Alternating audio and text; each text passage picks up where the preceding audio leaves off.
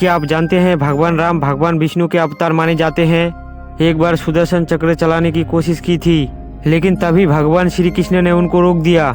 आप लोग सोच रहे होंगे कि ये कैसे हो सकता है, राम और कृष्ण तो एक ही शक्ति का है। भगवान श्री कृष्ण ने भगवान राम को क्यों रोका?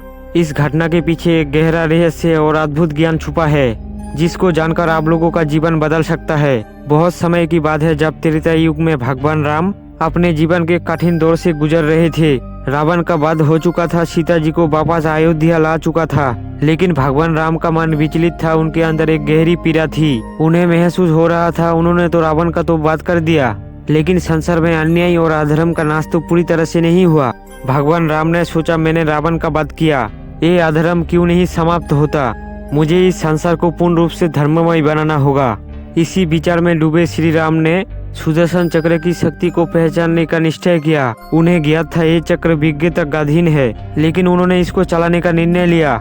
जब भगवान श्री राम ने सुदर्शन चक्र को चलाने का कोशिश किया, तब भगवान श्री कृष्ण के दिव्य स्वरूप प्रकट हो गया। श्री कृष्ण ने कहा, रुको राम, इस चक्र को चलाने में तुम सक्षम नहीं हो। राम ने पूछा, कृष्ण ये तुम कैसे कह सकते हो? मैं भी तो तुम्हारा ही अवतार हूँ। सुदर्शन चक्र मुझसे दूर क्यों रहना चाहिए? भगवान श्री कृष्ण मुस्कुराए बोले, राम तुम सत्य हो, धर्म हो और मर्यादा पुरुषोत्तम हो।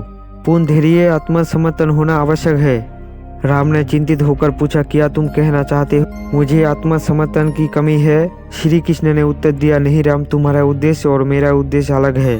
तुम्हारा अवतार मानवता को मर्यादा सिखाने के लिए है। तुमने अपने जीवन में धर्म और सत्य का पालन किया है।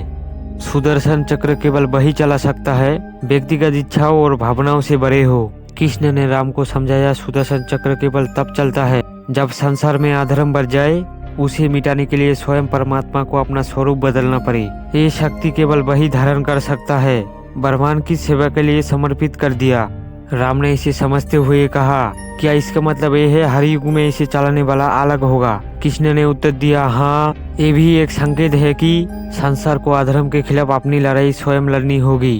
परमात्मा केवल मार्गदर्शन करेंगे, कर्म मनुष्य को करना होगा।